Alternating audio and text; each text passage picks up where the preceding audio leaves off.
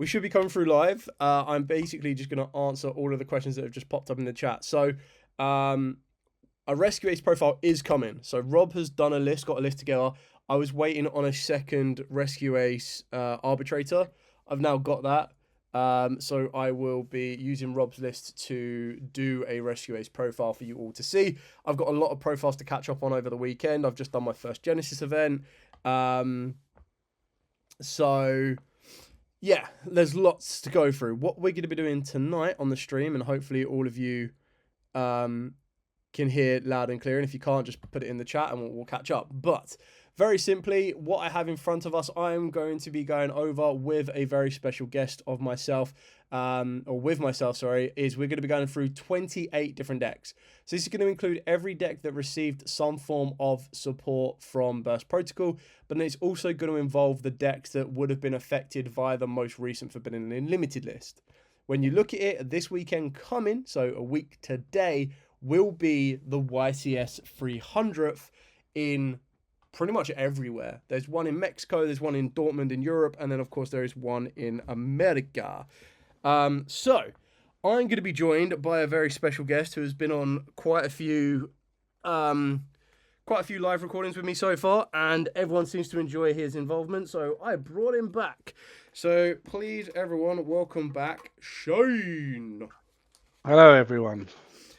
Shane is actually going to be going to YCS Dortmund 300th, and he's going to be playing one of the decks that features on this list. He also would have, pre-Forbidden Limited list, also be playing another one of the decks on this list. So I think he's going to be well within a good testing circle right now to give us a bit of an insight into some of the Burst Protocol decks, because I'm pretty sure, and again, someone might be able to correct me if I'm wrong, but definitely European side, we haven't really had any big events. Like last weekend was Burst Protocol sneak events.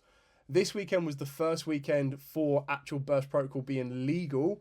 And then unless you have any midweek events, the next time you are going to be able to test these decks is going to be when you're sitting at the YCS 300th. So yeah, let's get cracking straight away. So we'll talk about the one that probably got the biggest effect from the littlest of changes, and that's Malice. Now, all I can really judge of from my perspective, and Shane will be able to add his own in a second as well, is in regards to Malice, they seem to have fallen off a cliff. Like they really have. Like this was a deck. Now, again, I know a lot of people will be like, hang on a minute, didn't 2 just get in the final? 2 got into the final of what I believe was a YCS, but that was the sneak weekend. Not a YCS, sorry. I think it's like a regional or a cup event. But that was... I think it was a remote something. Is it? Yeah. Remote regional. It was like remote regional, and it was first and second, but that was using the old list, okay?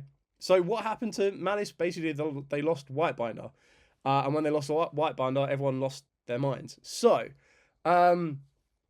Before we rank Malice, Shane, have you been facing any Malice? Is anyone still trying to keep the deck alive? Have you seen anyone trying to keep the deck alive? So I know it's only been 2 days, 1 day, sorry, since Burst Pro has actually been live, and I did an initial bit of testing on Dueling Book, and some of the there seems to be still a lot of love for Malice. In Europe, it's always been quite a well-received deck in Europe and European players like Germany and Italy. Some people are still trying to keep it alive. There's been a few lists kicking around of a Radiant Typhoon Malice. I think just utilizing the Radiant Typhoon as an engine. I don't think Malice is fully gone yet. Now, like you said, the white binder hit sent everyone into a bit of an overdrive, but they are still playable. It's just the white binder stops the disruption on the opponent's turn, banishing stuff from the graveyard. So I honestly would expect to still see a fair amount of Malice at the YCSs, in my opinion. Yeah, I think I can definitely see us seeing a lot, like still seeing them. I feel there will be, exactly like you said, people that are not willing to let it go. I also feel that it's going to be one of these ones that will benefit for people that disregard it and disrespect it, that go, Malice is dead now. Malice is never getting played, and then they might get hit by it. But I do feel that Malice was arguably like between like top 8, top 64, right? Like you might have got a Malice that snuck into the top 8 prior to this, and or definitely like maybe got into the top 64. So in my opinion, I feel Malice is probably in that rogue section right now. I feel that that's kind of where it sits. It's one of the ones that if the environment, if a YCS, whether it be America, Mexico, or Europe, don't respect it, like if everyone goes, and I could be wrong on this, but everyone takes out Meows, and if everyone takes out like Lancers, which I expect Lancers will be taken out, there are 2 decks that I think could thrive and really, really catch players off. So, in my opinion, I would put Malice into Rogue. Yeah, excuse me. I think Rogue is correct. I think it's very likely that you might find one in the top 64, but it's not going to be a massive percentage cut, which wouldn't be enough to say, yeah, it's definitely going to get a top 64.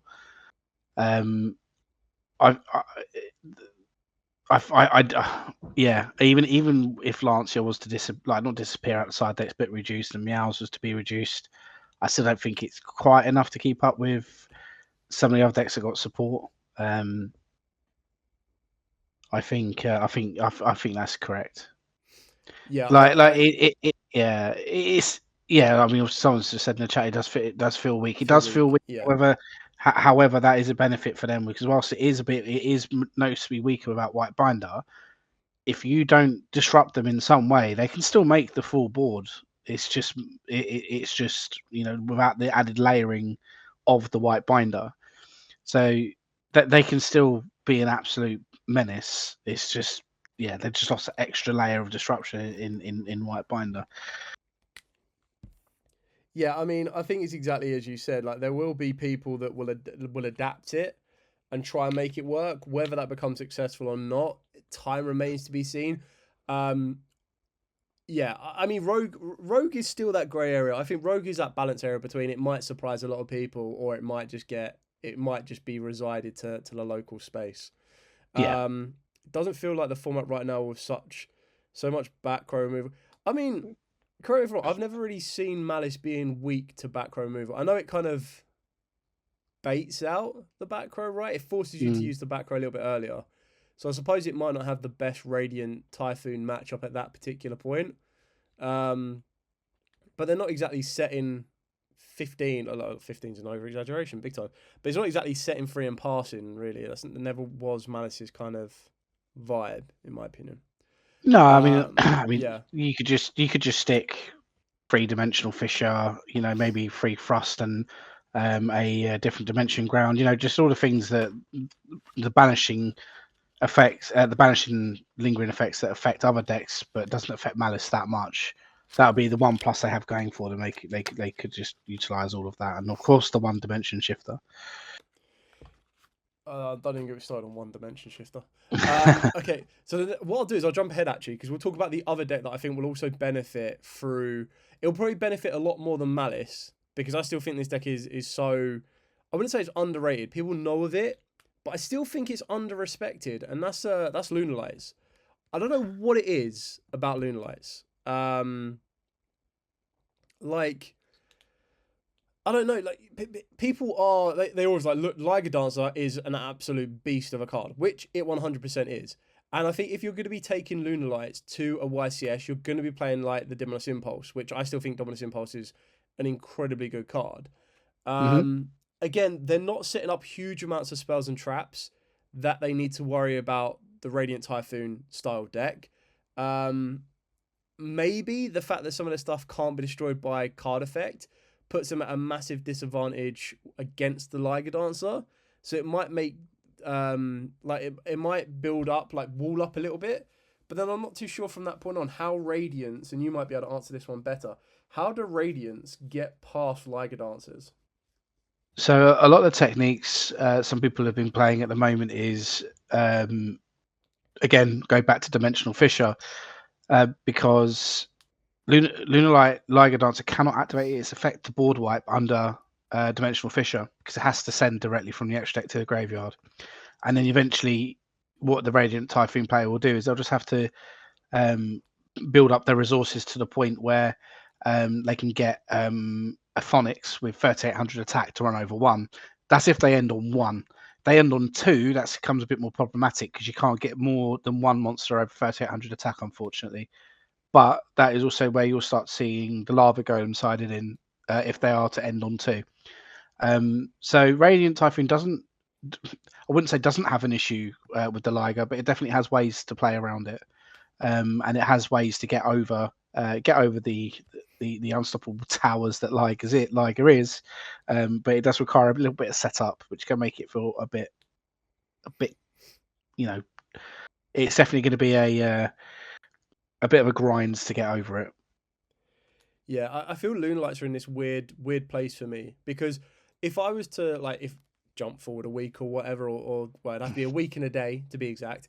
But if I was to wake up or get to the end of Sunday and the top 64, maybe to be fair, maybe to be a little bit more generous, the top 128 of Mexico, America, and Europe, if you were to say there is a Lunar Light deck and duelist in top 128 or even top 64, I wouldn't be completely shocked.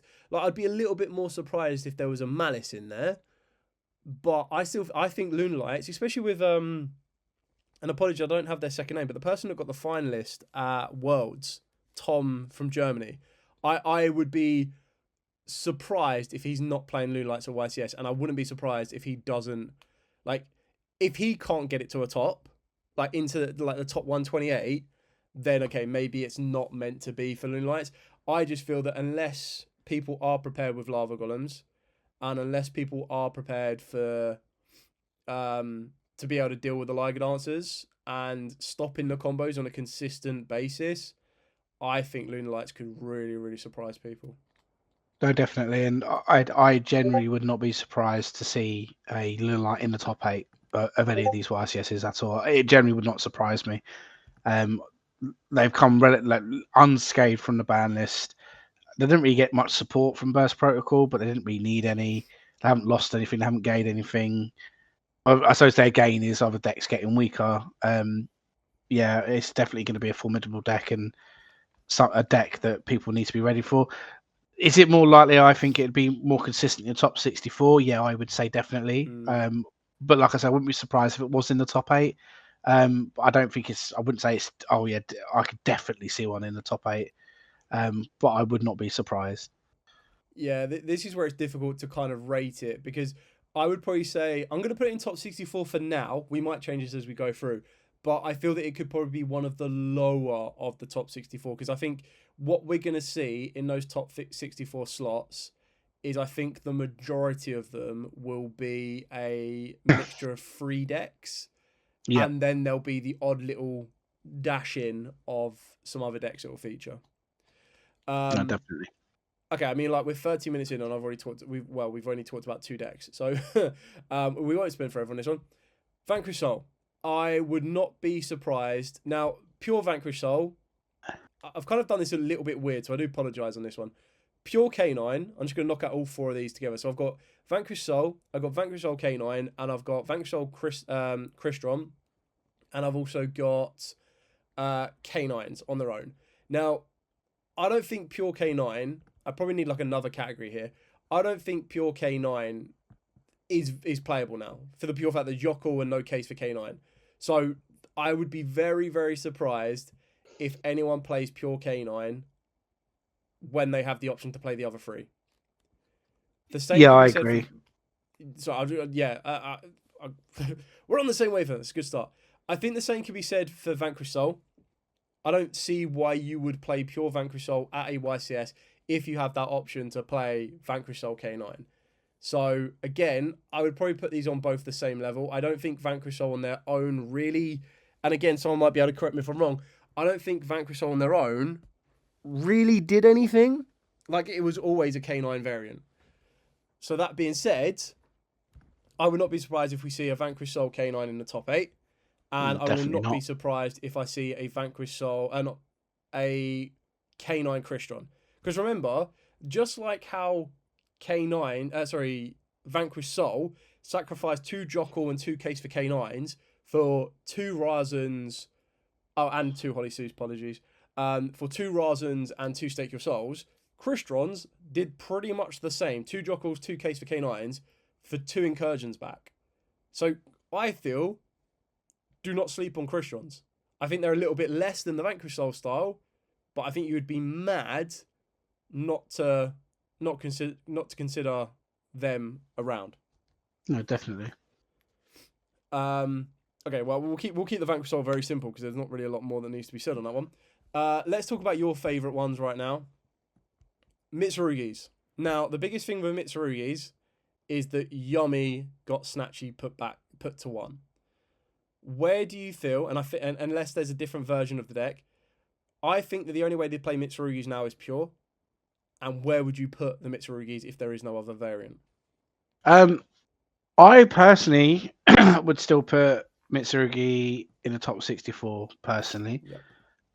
The loss of 2 Habakiri, yeah, it definitely hurts the consistency of the deck. I can't lie. However, you can just put in. So, for example, I think obviously before I started to look at Radiant Typhoon, I put in 2 Manju and 1 extra copy of Aramasa, so it went up to 3 Aramasa and 2 Manju. Okay, it's not the same as Habakiri being able to just tutor out any of the claims from the deck. However, Manju is quite flexible. It searches either the ritual spell or the ritual monster that you're missing. If that resolves, then you're kind of in the same position as you would be normally. It just hurts your grind game a little bit more. It does lose pace. I mean, pure Mitsurugi prior to the ban list anyway was, don't get me wrong, it was still up there, but it definitely was nowhere near as strong as the Mitsuyami variant. But it was still keeping pace. I think the hit does make it lose a lot of pace, but I still, being able to end on Murakumo, Great Purification, again, Mitsurugi's one of them decks that can play Shifter, somewhat to its detriment, but it can play Dimensional Fissure, it can play Purge. It can play a modicum of hand traps that might surprise people. I think just having an archetype on the gate helps. I can still see it being in the top 64. The right pilot could maybe take it to the top 8, but I reckon that would be a bit of a push for sure. But definitely still a top 64 deck for me. It's not been nerfed into oblivion. Yeah, I think it'll be quite interesting to see what variants people put together for this event as well. And again, I feel that they'll also benefit for Droll and Lockbird to be at 2. Not that a player would play around Droll relatively well, but the fact that they now can be a little bit more risque with the preparations and kind of work its way through that way. Whether Forbidden Crown makes an appearance in that deck and is effective for that particular deck or that play style kind of remains to be seen. Yeah. Let's jump on. Oh, go on. No, I was just gonna say I think Forbidden Crown in Mitsurugi could definitely be a good addition, because being able to get one of the names that you need to stick, like just for example, in the locals I had, I crowned my Sargi to make it live another turn, and that was all I needed to continue on to win the game. So I managed to then super poly my opponent's board, send the Sargi with the Guru to draw a card, and then it was a prayers brought back Sargi, etc. Yeah, I think Crown could be definitely a good addition to that deck. Definitely. Excellent. Okay, well, let's look at the counterpart to Mitsurugi's that was kind of dominating quite a bit, and Yummy definitely got put down quite a few pegs. So where does Yummy currently stand? I mean, like, we've seen Triff. We know Triff has been building some crazy concoctions, whether that is copium trying to keep the deck alive or whether that is just, the hidden spice that not a lot of people see coming. Are you seeing a lot of Yummy being tested, or are you seeing a lot of people that were on Yummy jumping ship and going to Radiant, for example? I'm seeing Yummy being used as an engine more than anything. Like pure Yummy, I think even the most avid Yummy player in Yugioh is going to have to concede that the deck is dead with Snatchy at 1 in its purest form, because Snatchy is the lifeblood really of what that deck wants to do. If you banish that, don't get me wrong, I know they've got the ways to recycle the Snatchy, etc. But getting rid of that Snatchy early, crowning it, banishing it, it just hurts it hurts them straight away. And I personally don't see a world where pure Yummy can exist with Snatchy at 1. I've been seeing some 60 card piles with Radiant Yummy, with board breakers and hand traps and everything. I think as a going second engine, it's not, it's quite interesting really, because they still got that ability to OTK, with Mignon just making everything ridiculously big for no reason. Yeah, I see it existing as an engine. Whether or not people break it going forward with other decks, I don't know. But the main consensus seems to be a Radiant Typhoon, as you said, as per Triff's testing. He believes that's the ultimate going forward for Yummy. Maybe I probably should have had a another kind of column, because maybe, I don't know, maybe it's locals testing like phase. I don't know if I would, like, you definitely can't count Yummy as rogue, okay, but I think you are right. Definitely. I would not be surprised if we saw in a top 128, or maybe even like making day 2, Yummy's featured somewhere. So I'm actually going to put Yummy's in rogue for that factor, that I feel that maybe it shouldn't be rogue, maybe it should be rogue / day 2 of a YCS. Yeah, maybe one of those could sneak in. Okay. Yeah. Before I talk about the other one, let's talk about what the deck that we think is probably going to, well, one of the decks that could win it. That being Draco Tower. Now, Draco Tower at the moment has sacrificed 2 Ketus and 2 Mululus in response, I guess, or in reflection, or however you want to do it, in return. There you go, that's probably the best word. They ended up getting 2 Albaz Dragon in White, or Dragon of White, and it basically just enhanced the involvement of Branded Fusion.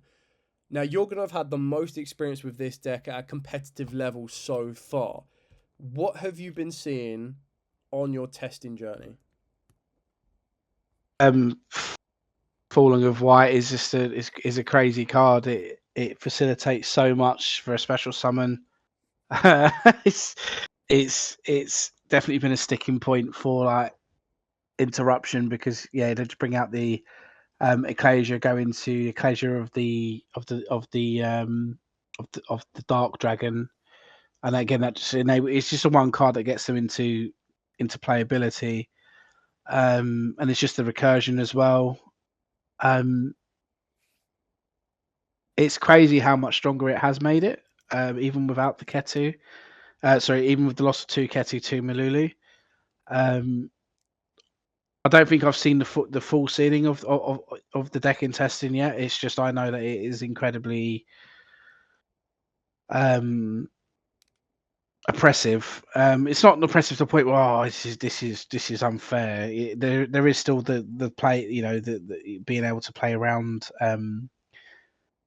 Excuse me. So, like with original Draco Tower, you can still outplay, with double cyclones, MSTs, Evenlies, and the like. It just creates. It just. I mean, I think it's safe to say that Draco Tower never had never really had a 1 card combo before. It was always 1.5 to 2 cards. But with this, Fallen of White is 1 card. Just get yourself going. I look forward to seeing what more it does in my testing in the week coming up. I expect to see a lot more of it. I mean, I played 4 back-to-back the other day. That was not a fun experience because I was still reading what White does. The new cards from Burst are really good. Obviously, I don't know what your impression is with at locals, or if you've in your testing or anything like that. Yeah, I mean, I haven't experienced it myself as of yet, but I can already see that, like, just from general, like, you can usually tell when people are trying to pick up certain cards. So obviously the Albaz in White is kind of been one of the hypest cards around. Like, Forbidden Crown was there, but it's kind of been eclipsed by the new Albaz. And I think that that's going to be people that are already playing Draco Tower. They're already playing Draco Tower. They've lost these 2 Mulus and Ketus, okay? So they're instantly going to be like, right, what do we replace these with? This is the quickest and easiest answer. It doesn't change the strategy of the deck. It lets the deck still do what it wants to do and then some. And yeah, I would not be surprised, and any of the decks that we put up in the top 8, in my opinion, are ones that could win it. At the end of this video, I'm going to ask Shane, and I'll answer it as well, of what deck we think is going to win one of the 3 YCSs. Now, whether we think they're all going to be the same, whether they're all going to be different, it doesn't matter. It'd just be like, pick a deck. You've got a 1 in 3 chance of hitting it right. So, Draco Tower, in my opinion, and I think it would be crazy to think otherwise, is probably the highest contender to win the YCSs, in my opinion. I second that. I genuinely think that will be the case. It's the deck to beat, I would say. Yeah, I definitely think it's going to be the most representative. And again, quite like how you can judge what's going on with what people are asking for. A lot of people have been asking for double cyclones. A lot of people have been asking for retaliating seas. So a lot of people are trying to prepare to counter the biggest and best deck in the room. From a European perspective, I know Jordan Gallagher is on a World's Point run. He's also on, like, he's been winning opens and everything. So he's definitely, I would be surprised if he's not on Draco Tower. And if he's not, fair play to him. Be very interesting to see what he is on. Yeah, but I think that's going to be quite an interesting thing to see. Now, before we move on to the new cards, just going to talk about the last 2 decks that have kind of got a bit of support. So, White Forest. Now, White Forest is something that I left up here previously for the pure fact that the White Forest is always this deck that, again, it's not something that I would say will be in a top 8. It's not something that I will say will be in a top 64. But it's one of them ones that if I was to see it in a top 128 or a top 64, I'd be like, wow, that's cool, but I'm not massively surprised. So, to me, and unless Shane disagrees or has anything more to say, I think White Forest is a very, very solid rogue day 2 pick. Yeah, and I'll just caveat that with basically because Droll has gone to 2, that was one of its big hitting points was Droll. You know, I can't search him because the deck loves to search. With Droll going to 2, it's going to be Droll will be seen less. It might be played less. I think they'll benefit from that, and play. You know, I think the White Forest players will just they're going to plus off that, and you'll probably see a lot more people looking to play it, and higher chance of success with that being the case.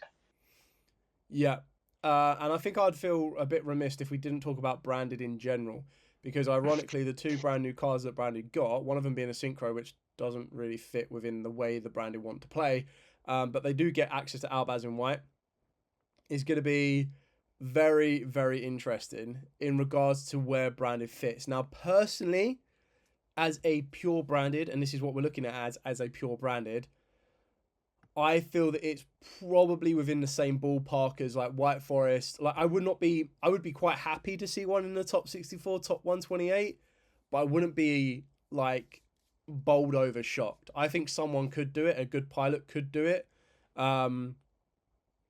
I just don't think it's on the same level as the 5 decks above it.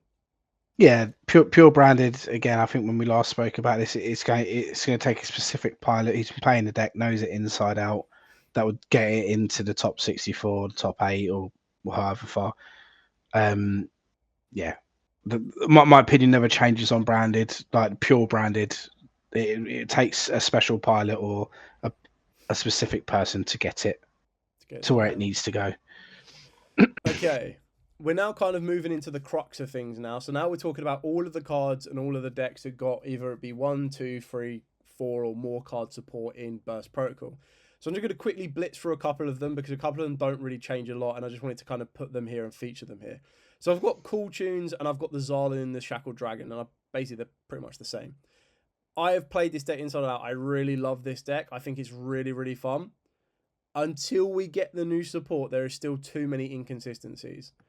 I wouldn't say it's casual. Like, it could definitely win a locals. I know it's already like topped regionals, pre-ban list or pre-forbidden limited list. So to me, Cool Tunes, really good. But I don't think it does have surprise factor to it, and it can be really annoying. I just think with stuff like Radiance running around now a little bit more rampant, they'll be able to kind of match Cool Tunes a lot more. Like that one target negate is probably nowhere near enough to deal with what Radiance want to try and do. No, I agree. Fastly moving on to Fur Highs. I think Fur Highs are actually really, really fun. I don't know if Charlie is going to be taking Fur Highs yet. Like, he definitely loves Branded. He definitely loves Fur Highs. I would not put it past him being like an absolute shocker and taking Super Quantals as well. So, Fur Highs is one of these ones that will struggle against the amount of interactive hand interactions on the top end decks. So, what I'm trying to say by that one is, Draco Tower having Fire Mainer can make it very awkward for them. But with Mitsurugi's Lunar Lights being able to use Dominus Impulse, with Radiance being able to use... Are Radiance all one attribute? I can't remember. They're all wins. They're all wins. So they can run... What one can they run? They can run Purge, right? Yep. So Purge will be running around. That can make stuff a little bit awkward. Not saying that is the right, like, out and out of it, because they do also have other kind of elements to them. So Fur High to me, it's probably a lower end casual. And unless someone else has something else to say about it, I think it's kind of like borderlines the casuals and everything else. Their new support is good. Yeah. The fact that level 5s can special themselves from the hand, but I feel like if you don't open that and you open the classic normal sub and gets disrupted, it still kind of has the new support helps it with its normal summon reliance, but 2 bits of disruption, you're probably like, oh, okay. Where does it go? I'm just gonna quickly blitz out, like, I think all of the casual ones I've got up here. So I've got Assault Modes, I've got BES, I've got Archfiends, and I've got GMXs. Now the reason all 4 of these have gone straight into casual is, unfortunately, Assault Mode and BES, we are kind of well past. Those are probably designed to be better Genesis decks than anything else. Not saying that they are bad decks, but I feel that they are decks you would take to a locals, and that would not guarantee. Don't get me wrong, I highly, highly, highly expect there will be someone at a YCS that will be playing Dino GMXs, and I really hope that there is. It would not surprise me, but I feel that they are kind of locked to the casual board right now. Archfiends are waiting on the next wave of support in Blazing Dominion, and GMXs are waiting on that next wave of TCG exclusive as to whether they get pushed up a notch or not. We already know that Assault Mode have now got a Black Rose Dragon, but when you have a card that says you need to have this particular trap card, or you need to have this particular card to use this card to do that card, it kind of really starts to limit everything else it wants to do. So just a comment on here about the Fur Highs. Locals, if it's pure, but with K9, it could argue into top 64. I mean, it'll be interesting to see. I have seen a couple of K9 variants running around. Does give them a bit of a line of protection. So, I don't know. Be interesting to see. Where else are we currently? I'm just trying to have a look at the rest of these to see where I'd want to kind of put them in. Obviously, the last one is the one that Shane will be talking about the absolute most, and we'll get there. Let's talk about Magistus and Spenta. So the Spenta is the big new addition. Now, is this just something that is going to be going into Draco Towers, and that people are going to, because they did kind of test this back with when Crowley first came out, and it's like, cool, Crowley now can do this, this, and this with the Magister cards. Are you seeing a lot of Draco Tower players utilizing Spenta engine, or are you seeing Spenta being utilized in something else? I've not seen it in any of my testing thus far. That might just be, I've not seen any. I'm sure there are a lot of decks on ladder or people that are testing that are using it, but yeah, unfortunately, I can't really comment on it. No. I've not come across it, and I think that just speaks to the fact that branded Draco Tower is probably the best variant of Draco Tower. In all honesty. Yeah, I mean, I don't think you're wrong. I think, again, you can also judge this on in regards to pricing as well. Price tag, yeah.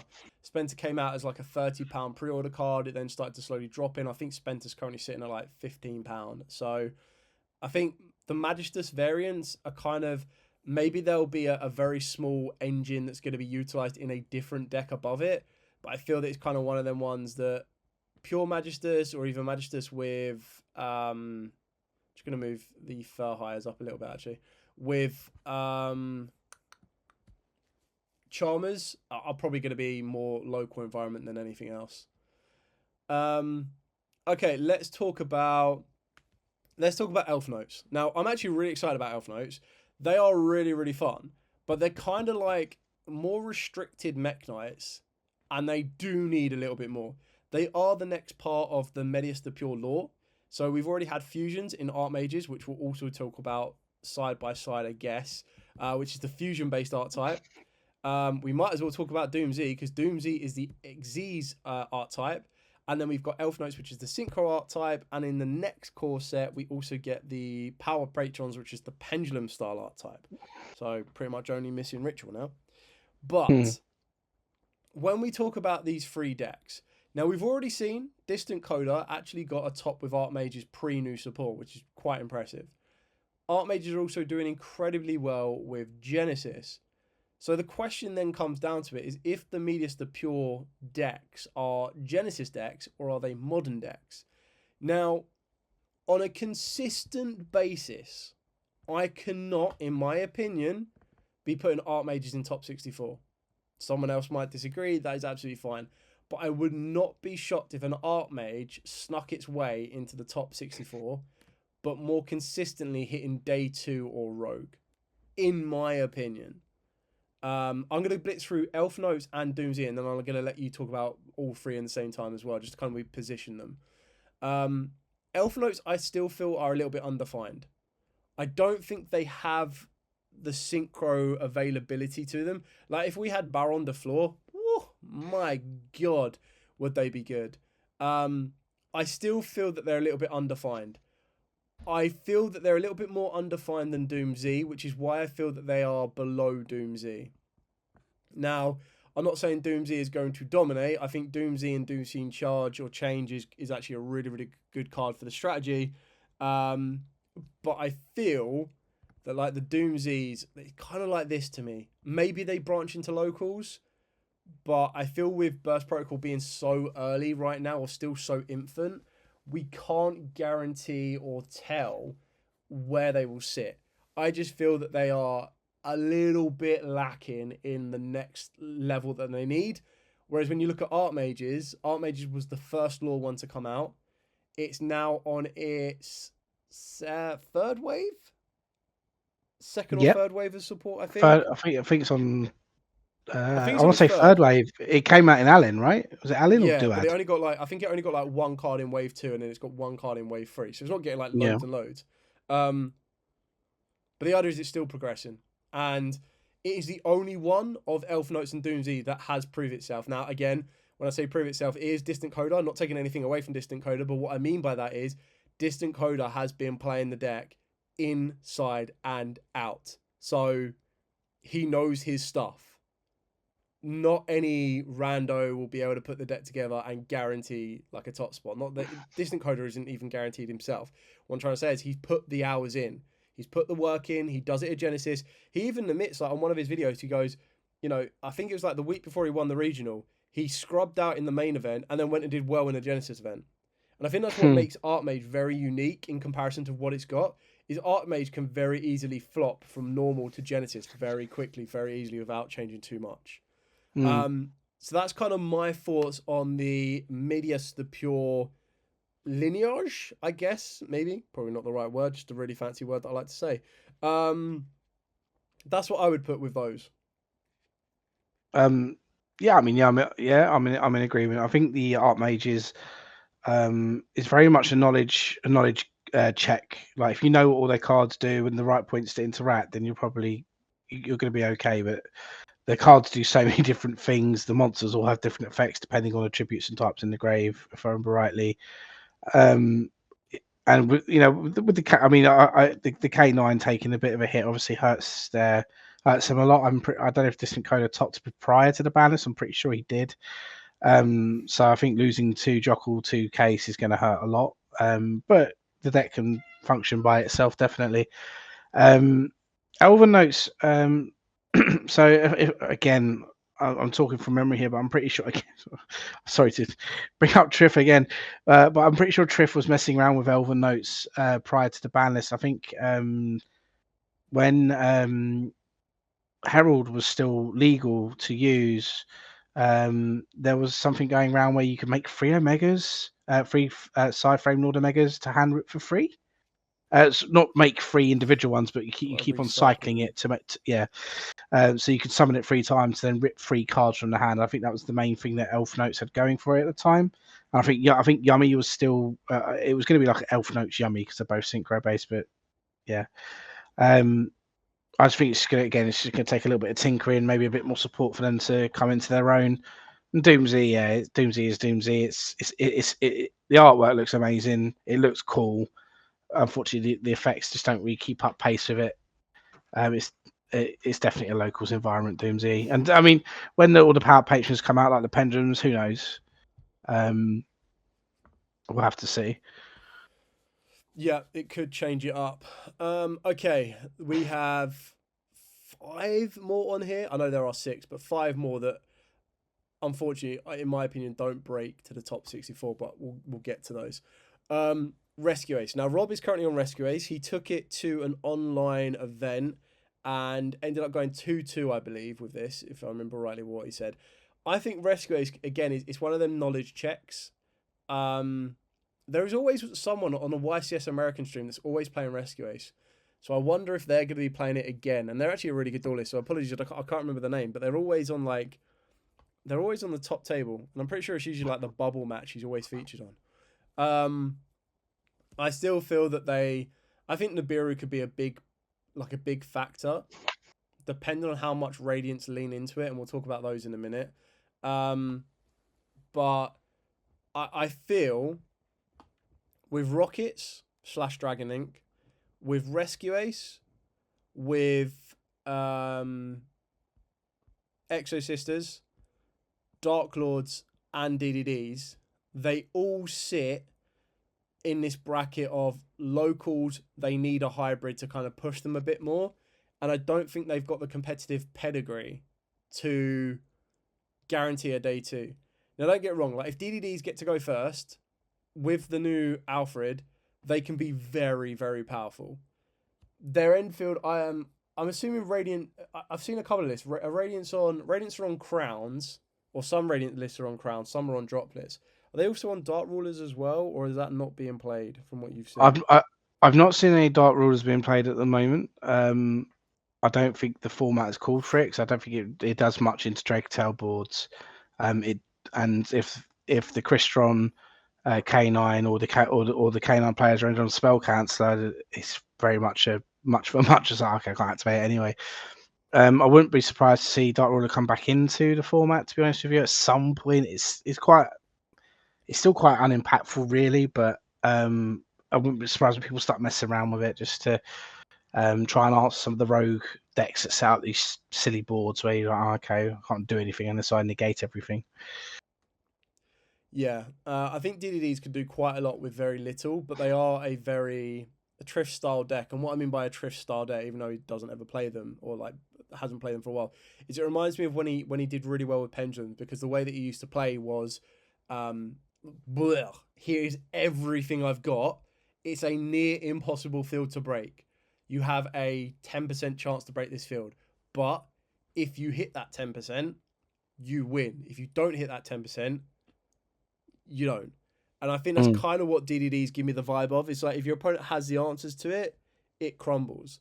Now, again, draw a lot by being at 2, that's one less thing they need to worry about. But Fualos can cause them issues, and Fua is going to be running rampant a little bit. Maybe not as big of a player against the Radiant matchups, but I don't know if Fua is worth siding out as of yet. Like not having in the main deck. I still feel that it's kind of one of them ones that most people will put in their main deck. So with Rescue Ace, the benefit is, I can't even say the benefit is that it plays through Fua, because they're going to want to get to their Link 4 Arbitrator, and then they still need to get to Hydrant, and to get all of their additional effects, they need Hydrant. The only benefit they've got with the Link 4 is it now gives them Destruction plays, but I feel that if everyone's trying to play around Murakumo, then people are going to play cards that can't be destroyed by card effects, like the Trius. So it's just like swings and roundabouts, back and forth, and everything else in between. With the Borreloads, like the Borreloads is great, like Borreload OTK, amazing. But loads of Dark Monsters. If decks are starting to counter side to play stuff like Dimensional Fissure, I feel the decks that heavily rely, like these decks here, on the graveyard are going to start to take a hit back. So to save a lot, I feel that DDD probably has the best potential to make it to day 2 because of how strong their infield can be through some forms of interruption. I feel that Rescue Ace, Rockets, I want Rockets to be higher, but maybe without Savage Dragon and everything else, they don't have the consistent factor to do it. Even though they are darks, they could also play Impulse. So maybe Rockets push their way into locals. Exo Sisters is definitely in a position to be more of a Genesis style deck with the access of free Dimension Shifter. But I mean, could I see them do it? Having like triple banish is always going to be quite impressive. And the fact that they've got Carmella that lets you like replace an effect is also quite effective. Dark Lords, I want Dark Lords to be so much higher, but their new combo, like once they get to their infield, it's actually pretty nice. But their combo gets hit by Impulse, Imperm, Veiler, Ash. I'm pretty sure even like Nibiru slaps them pretty hard as well. So every hand trap known to the Yugioh player. Yeah, it's kind of when people give me the tour guide argument, and don't get me wrong, in Genesis, tour guide is actually pretty good. But in Modern, when your starter uses your normal summon and also has to take and can also can falter to every single common hand interaction, then yeah, it could be very, very difficult. Okay, then Ash, enlighten us. So Exo Sister locals, lol, zero knowledge. Enlighten us. Where do Exo Sisters? Where do you think Exo Sisters go? Where do you think Exo Sisters can get to? How can they get there? Why is their matchup so good against Radiance? Why are they so good against Mitsurugis, Crystron K9s, Draco Tales, Phimenas, Arfulions? Like, back it up. If you can back it up, that's fine. The reason I put, like, yes, Exo Sisters are great, but Martha, Ash really, really hurts it. Fua, you're going to give them 2 to 3 draws. They will either need to stop on their Carmella so they don't get hit with a Nibiru. Returnia and Vardos can be ashed and impulsed. You've then got... What else you got? You've got the Spirits. Okay, so the Spirits can let you flood a field a little bit, but they can't go into the Carmella, so they can still make it a little bit more awkward for you. If you don't play the Spirits and you want... if you do play the Spirits but you want to play Purge, you can play Purge, but then... what else do you sacrifice to do that? Like, Carmella is a dark. It really clashes with Purge. It can make it very, very awkward. Where's the justification into, like, where Exo Sisters can go? Do you think they could be more than locals? Do you think they could be less than locals? Like, where are you trying to put them? So while you come back with your response, we'll crack on with the last deck on this one. And I think this one is definitely shaping up to be a top 8 contender. I would be very surprised, but if none of these feature in the top 8 of YCS, Mexico, America, or Europe, I'll be very, very surprised. So I'm going to let you talk about this one the most. I'm going to put Radiance in the top 8. If you think they should go somewhere else, by all means, let me know. But Shane, take us through Radiance. The link to... well, so if we start with archetypal first, so yeah, Varavune is just a crazy card. It's I mean, it adds MST from deck or graveyard. Oh, that's cool. But it's just the fact that when you activate another quick play, you get to place the mandate on the field, and it just makes getting to the gate so much easier. It's crazy. What isn't fully appreciated with Varavune is even if some of the other decks are like MST, the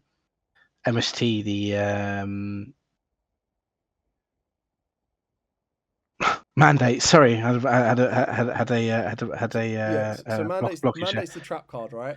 That turns Mystical Space Typhoon to be an Omni Negate, right?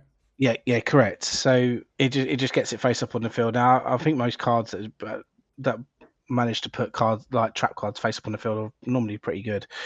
I think an undersung effect for that as well. In fact, it can just remove problem monsters as well. By being able to place one of your monsters and one of your opponent's monsters into spell and trap zone, which then turns on your MST, which then makes it so you can summon Crusade from hand, summon Phoenix from hand, summon the Vibrant Vortex from hand. It's just a very versatile link too.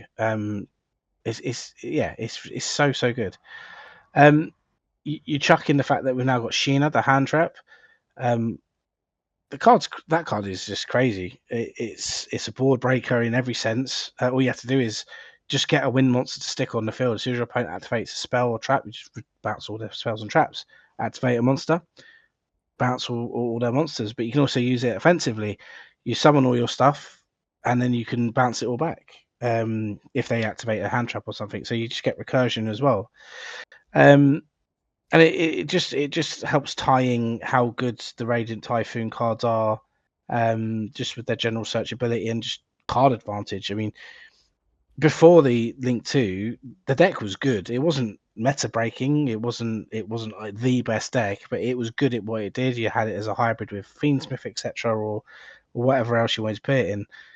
The fact you can now play it pure, just goes to show how good this Link 2 is.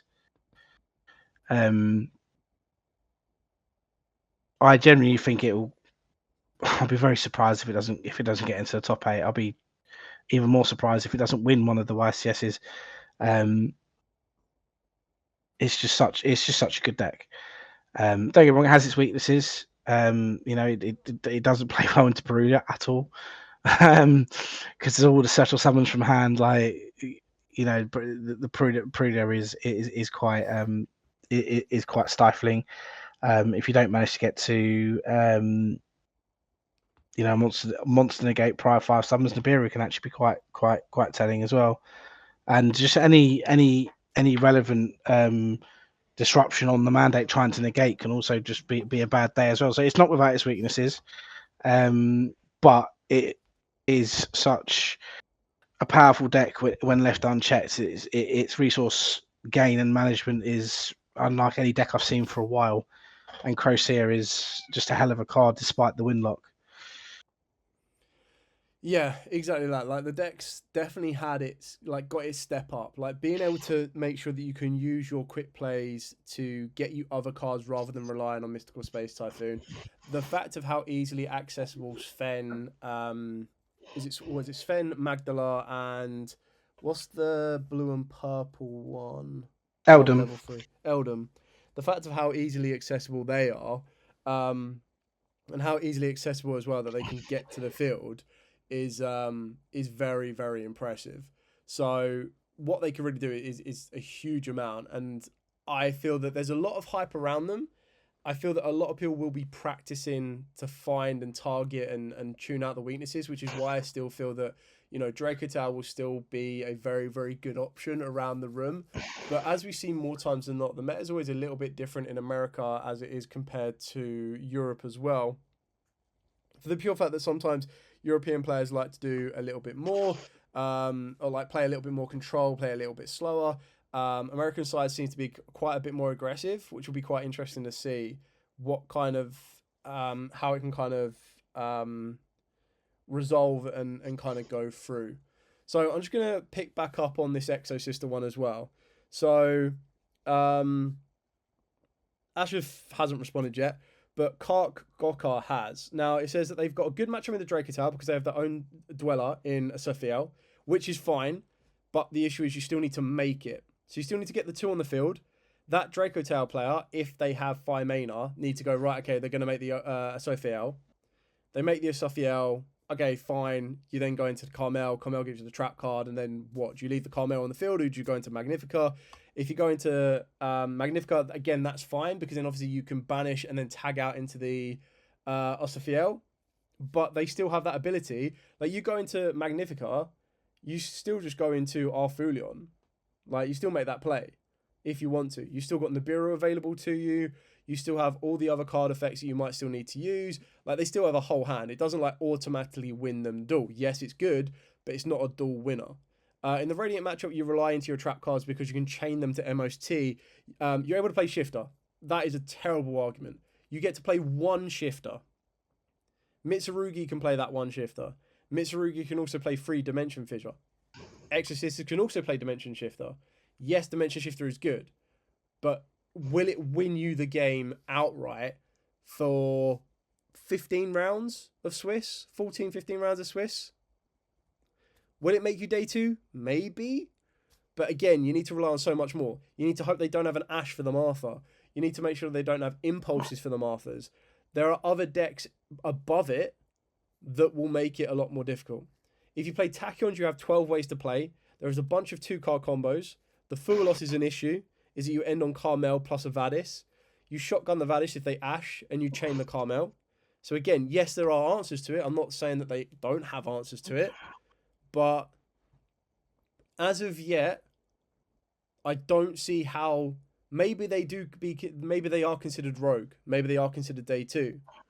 But as it currently stands, when I asked the question to Ashoff, they went quiet. They didn't like, I'm all here. Give me good justifications behind it. Now, what you're saying here is they have a very good matchup against Draco Tower. That is fair enough. So maybe they move higher up the locals list, or maybe they branch themselves in safely here at Rogue. And don't get me wrong, I would love to see that. I would absolutely love to see Exo Sisters make day 2. I would love to see Exo Sisters get a top. I'd love to see Exo Sisters become that rogue deck that challenges. It then comes down to it. Is Radiant going to be the highest value, like the highest represented deck in the room, or is K9 Vanquish Soul, is K9 Crystron, is Mitsurugi's, is Lunar Lights, is Draco Tower? Just because it has a good matchup against 2 decks, there's no guarantee that in 15 rounds of Swiss you're going to face those 2 decks. There's a lot to consider. And on a consistent basis, I think that K9 Crystron can either lean on the K9s or lean on the Crystrons, and it will get them through most matches. The Draco Towers will lean on the Draco Towers or will lean on the Branded, and it will get them through most matches. Vanquish Souls and K9s, the exact same thing, get them through most matches. Radiance will have a little bit of nuance to them, but then also have that ability to lean on just their general not being able to be destroyed by card effect can make it very, very awkward for a lot more of the other decks. And the exact same thing can be said about Loonlights. I think Loonlights being able to get into Liga Dance is probably one of the most oppressive tower-esque monsters we have for a long, long time. We've already seen Mitsurugi prove themselves. We've already seen Loonlights prove themselves. Like I said, we've already seen Archmages prove themselves as well. So there's still a lot to happen. As my notifications go buzzing. Let's get rid of those. Guys, yeah, that's a good point. Sky Striker. So the reason Sky Striker isn't on here is because Sky Striker hasn't changed since the last list. And hasn't received any new support. So the idea from this list, just to kind of try and keep it condensed, it was only going to be decks that have changed. And I mean, I suppose the only argument you have on Sky Strikers is if you kind of consider Sky Strikers if they're going to add more Radiance to it, which I don't know if you would. Like, I haven't played Sky Striker Radiance lately, so I'm not too sure. I think the idea behind this tier list might have been missed on some people maybe joining a bit later. Can Exo Sisters go to a regional and top? Of course they can. Exo Sisters could win a regional. I personally think, of course they could. This is primarily on how these decks we think will do at these 300th YCSs in the coming weekend. This isn't a definitive meta tier list for Burst Protocol format. This is for the weekend for the 300th YCS. Yeah, I mean, weekend. At the end of the day, it's always going to be opinionated, which is fine. I have no issue with people like providing opinions. My issues are when they're like, that won't do that. And you're like, okay, why? And in fair play to Karak, given reasons why, which is absolutely fine. And that's exactly what I've done back, is I've given reasons why I don't think it breaks in. Like, if you're saying the hardest match for the deck is K9 Vanquish Soul, and we expect K9 Vanquish Soul to be quite dominant, they could face 12 rounds of K9 Vanquish Soul and then no Exo Sisters will ever get in. So there's a lot to kind of consider. And when you look at those 6 decks above it, you'd probably look at those 6 decks and go, okay, well, of those 6 decks, they have a really good matchup against 2 of those 6. So then the odds are going to be in the decks above them.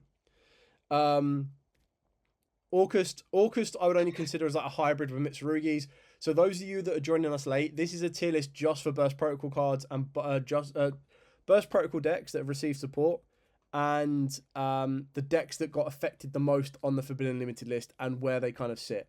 Like if a deck prior to a Forbidden Limited list gets better, that's kind of what we looked at. I think an Orcust hybrid could do very, very well. And I actually, hope they do. I feel that in America they did one. Was it Orcust Yummy or Orcust Mitsurugi could do well? I think there's a deck that will catch a lot of people off guard. Just trying to get to Eduardo Zarates as well. A new player, any suggestion for decks? Any opinion on about Black Rose Dragon? I love Black Rose Dragon. It's not a modern deck. It's better for Genesis. It's really, really fun. You can play it with the Azamena package, or you can play it with... I think I play it pure. Do I play it pure? I think I play my... I play my version pure, like more plant focused than the Azamenas, but you can play it with the Azamenas. For decks right now, if you're a control player, pick up Enneacraft. If you are a more casual and you want a bit of fun, Hecker Hands can be really, really fun. Enneacraft Overlords. Enneacraft Overlords. Exo Sisters is a good deck to pick up because Exo Sisters can flop between Modern and Genesis very, very easily. Yeah, depending on what your local environment's like, depending on what you want to try and get into and how much you want to invest, Archmages is also quite a good one. My advice would be to try and find the style you like to play the most. If you like a combo heavy deck that is very resilient and basically ends the field on 2 incredibly powerful monsters, you'd be looking more towards Lunalights. I would personally, unless you want to be going to the highest competitive events around, I would avoid Draco Tower, K9 Vanquish Soul, Radiance. Like I wouldn't touch any of those 3 decks that have just been recently hit on a Forbidden Unlimited list. Because usually what's going to happen is on the next Forbidden Unlimited list, they will get a bit of a knockback. But if your plan is to, for the next few months, go to regionals and go to the higher ends, then you'd look for that. If your plan is to be very casual and work your way into the game on a slower pace without spending huge amounts of money, Exo Sisters or Archmages, I think, could be really, really good. Of course, you could use Black Rose, but I feel that Black Rose would be more tailored for you to enter into a Genesis event, just to kind of slow the game down a little bit so you can kind of get to know the basics and then build on from there. Now, I'm pretty sure we've been streaming for probably well over an hour. So I'm going to wrap it up, wrap it up there.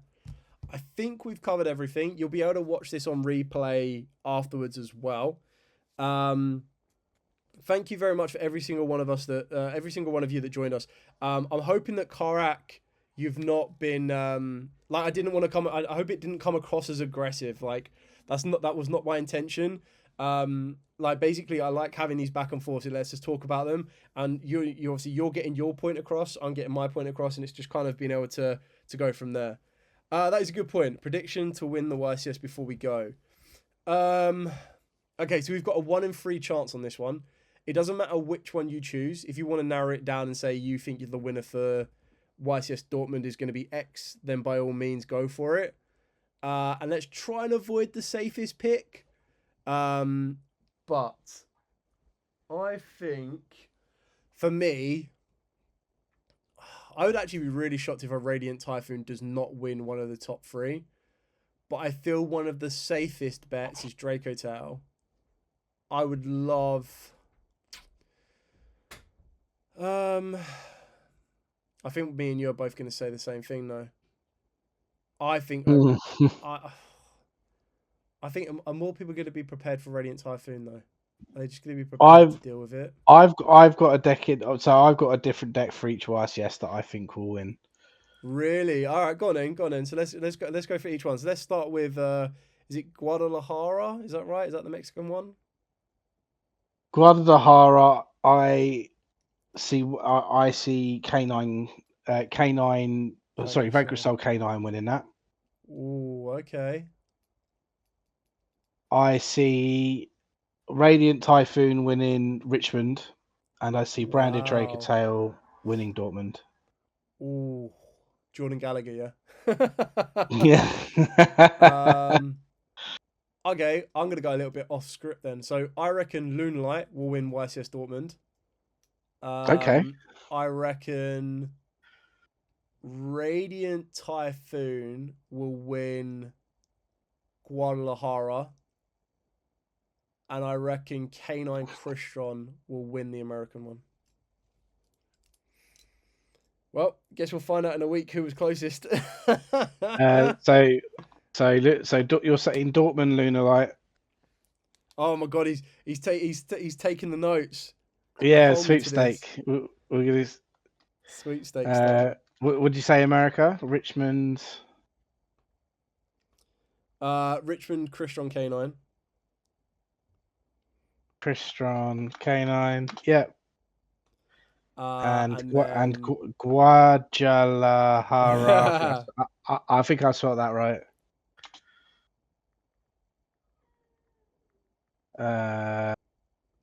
Did you say Radiant Typhoon for? Radiant Typhoon for Guadalajara. Yeah.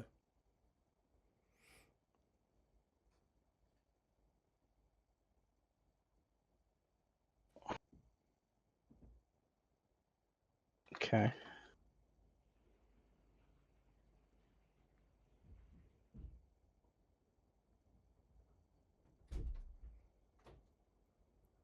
Cool. Can you remember what yours were? I'm pretty sure that this is the order I said. We're trying to remember how to spell Guadalajara. I don't know if I spelled that right or not. Put Mexico, man. Keep it easy. VS K9. Yep. So it'll be quite interesting on a future video to see how right we were, how wrong we were. I'd hope to get at least 1 out of 3 right, but you know what? Can you imagine if we do this and they're all different? All different. So like we got them right, but they're just different locations. Yeah. No Mermail variants at all. So again, joining a little bit late on this one, but the idea of this list is it was only for decks. I mean, you could argue that Mermail's got a hit because they lost the barrier statue, and that's probably going to be a bit of a detriment to them. They also don't need to first penguin. They gained the first penguin. They also don't need to worry about the. They also don't need to worry about drawing a lot better at 3, but I still think 2 could very well cause them issues. I just don't think they've got that easy end field anymore. Like of course they can go Moon and Glacier and Rip, but I don't know. Maybe I get proven wrong, and if I get proven wrong, that is absolutely fine with me. But I mean, Mermails always seem to kind of surprise me because they'll always come out of nowhere, and then Dinka Bowie as well always comes out of nowhere with like Fire Kings, and I'm like, bro, really? Which it is his local country. So, I mean, Joshua Smith, Dinka Bowie will be ones to watch, and so will Tom as well. It's going to be a very, very interesting 300th. And then I think America's got the stream going on. And I think that... So America have got the stream going on, and so does Dortmund. So anyway, we'll wrap it up there. This video will be out after to watch as well on replay. And you can go back over it and go from there and watch it in your own leisure. Anyway, thank you very much, Shane, for joining me tonight. Thank you, every single one of you, for watching along. Again, remember, these are just opinions. You are more than welcome. Like, you would shuffle your list around differently as and when you see fit in your own perspective. This is kind of just what me and Shane have logically tried to accomplish. Like, these aren't... Like, in a dream scenario, I would love my top 8 to be, like... Actually, I'll take that back. I wouldn't want my top 8 to feature Dark Lords and Exo Sisters because then everyone would be playing it. I quite like them being like these unknown-esque decks, but yeah, these are just our opinions. We'll soon to see the outcomes in just over a week's time and exactly where we stand. So thank you so much for watching. Do like, comment, subscribe, share.